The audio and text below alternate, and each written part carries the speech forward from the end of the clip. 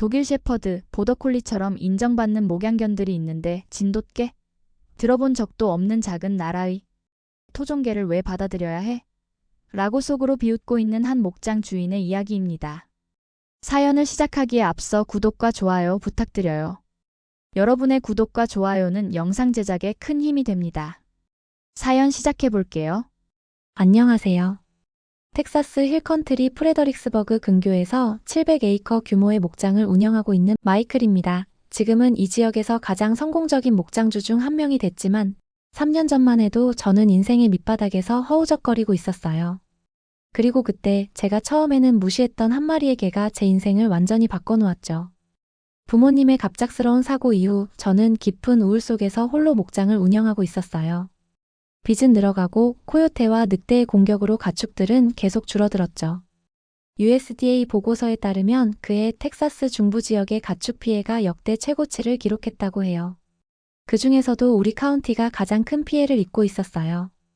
그러던 어느 무더운 여름날이었어요.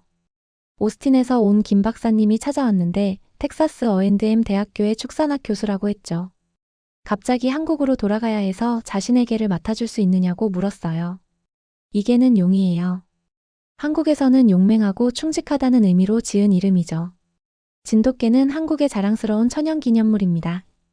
1000년이 넘는 세월 동안 한국의 가정과 마을을 지켜온 특별한 견종이에요. 특히 가축을 지키고 육식동물들로부터 영역을 보호하는 능력이 세계 최고 수준이죠.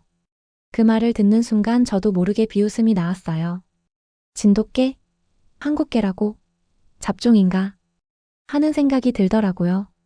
독일 셰퍼드, 보더콜리처럼 세계적으로 인정받는 목양견들이 우리 목장에 있는데 들어본 적도 없는 작은 나라의 토종개를 왜 받아들여야 하나 싶었거든요. 김 박사님, 우리 목장엔 이미 최고의 목양견들이 있습니다.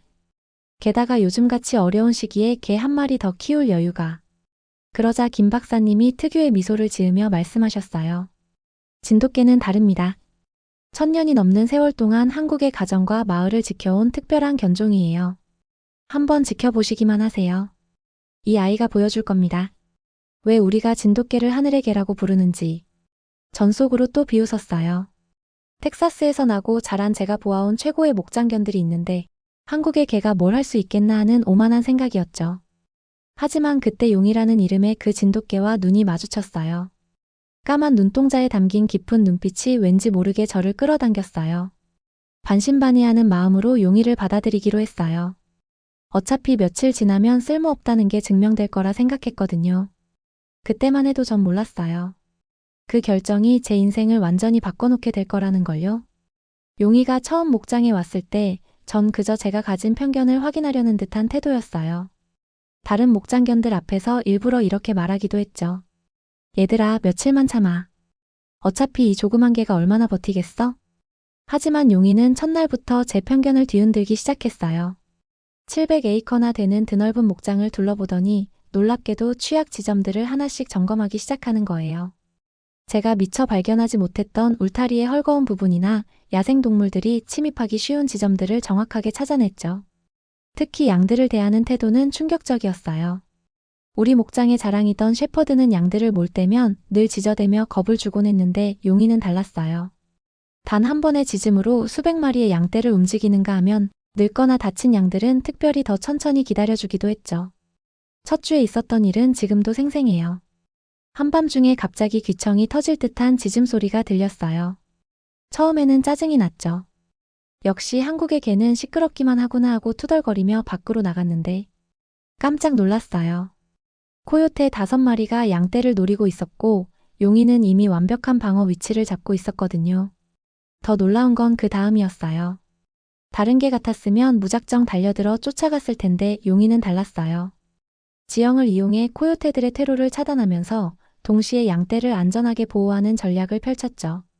마치 수백 년의 전투 경험이 있는 장군처럼 말이에요.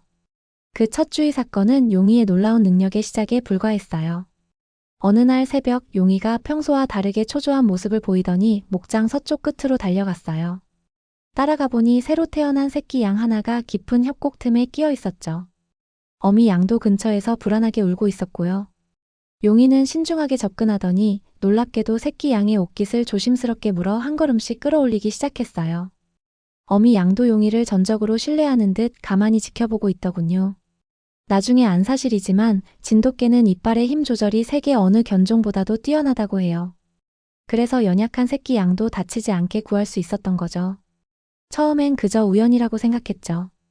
하지만 이런 일들이 반복되면서 제 편견이 얼마나 어리석었는지 깨닫게 됐어요. 김 박사님의 말씀이 떠올랐어요. 진돗개는 정말 달랐어요. 천년의 세월 동안 한국인들과 함께 살아오며 발전시킨 그들만의 특별한 능력은 제가 알던 어떤 개들과도 비교할 수 없었죠. 이런 용이의 특별한 능력은 점점 더 놀라운 방식으로 드러났어요. 우리 목장의 울타리가 3중으로 둘러쳐져 있다는 걸 처음 알게 된 것도 용이 덕분이었어요. 매일 아침 정확히 같은 순서로 전체 울타리를 점검했거든요.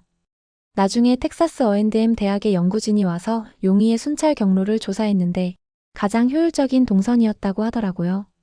특히 인상적이었던 건 다른 동물들과의 관계였어요. 목장에 있던 늙은 셰퍼드 개는 처음에 용이를 경계했지만 시간이 지날수록 용이의 지시를 따르기 시작했어요. 양떼를 몰 때면 셰퍼드는 앞에서 이끌고 용이는 뒤에서 보호하는 완벽한 팀워크를 보여줬죠. 심지어 우리 목장의 고양이들도 용이를 따랐어요. 밤에 포식자가 나타나면 용이 주변으로 모여들어 보호를 받곤 했죠. 용이의 능력은 텍사스의 극단적인 기후에서 더욱 빛을 발했어요.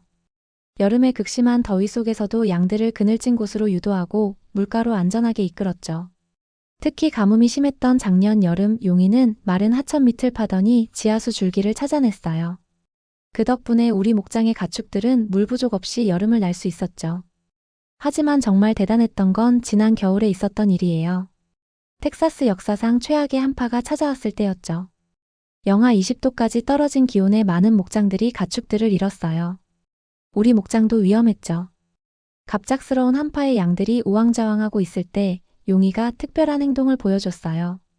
먼저 양떼를 바람이 덜 부는 계곡 쪽으로 모았어요. 그리고는 놀랍게도 양들을 둥글게 모아 서로의 체온을 나눌 수 있게 만들었죠. 더 신기했던 건 어린 양들을 무리 가운데로 모으고 튼튼한 양들을 바깥쪽에 배치한 거예요. 마치 수백 년 동안 혹한을 견뎌온 지혜가 몸에 배어 있는 것 같았어요. 용이의 이런 특별한 능력은 우리 목장을 넘어 주변 목장들에도 알려지기 시작했어요. 특히 다친 동물들을 돌보는 모습은 많은 사람들을 감동시켰죠. 한 번은 이웃 목장의 말이 철조망에 다리가 걸려 크게 다쳤는데 용이가 그 말을 진정시키고 구조대가 올 때까지 곁을 지켰어요. 다른 동물들을 대하는 태도도 특별했어요. 어느 날은 홀로 남겨진 새끼 염소를 발견했는데 용이가 그 염소를 우리 목장으로 데려왔어요. 놀라운 건 다른 암컷 염소에게 데려가 입양하도록 유도했다는 거예요. 마치 오랜 경험이 있는 목장지기처럼요. 용이가 보여주는 지능은 때로는 사람보다도 뛰어났어요. 폭풍우가 올 때면 몇 시간 전부터 가축들을 안전한 곳으로 이동시켰는데 일기예보보다 더 정확했죠.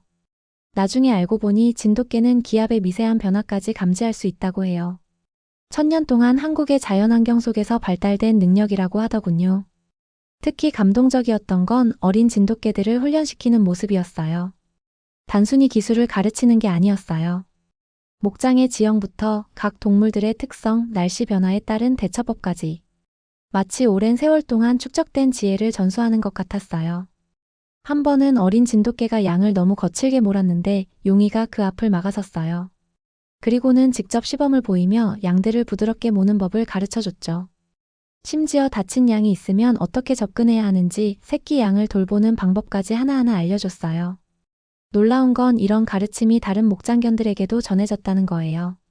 우리 목장의 셰퍼드와 보더콜리도 용이의 방식을 배우기 시작했어요. 덕분에 우리 목장은 텍사스에서 가장 효율적인 가축 관리 시스템을 갖추게 됐죠. 용이와 우리 가족의 이야기는 더욱 특별해요.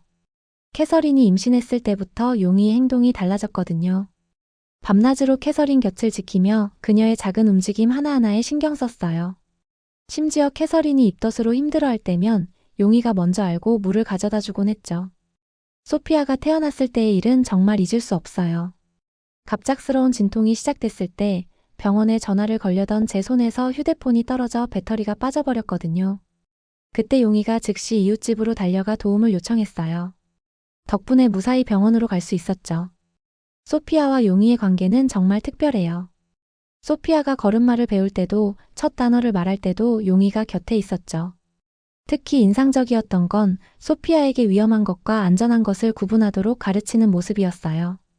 뱀이 자주 출몰하는 곳은 절대 가지 못하게 막았고 전기 울타리 근처에는 아예 접근도 못하게 했죠. 작년 여름에는 정말 아찔한 일이 있었어요. 소피아가 목장 뒤편 깊은 계곡 근처에서 놀다가 발을 헛디뎠는데 용이가 번개처럼 달려가 소피아의 옷자락을 물어 끌어올렸어요. 그때 용이의 움직임이 얼마나 정확하고 신중했던지 수의사인 캐서린도 감탄했을 정도예요. 용이의 명성은 곧 우리 마을을 넘어 퍼져나갔어요.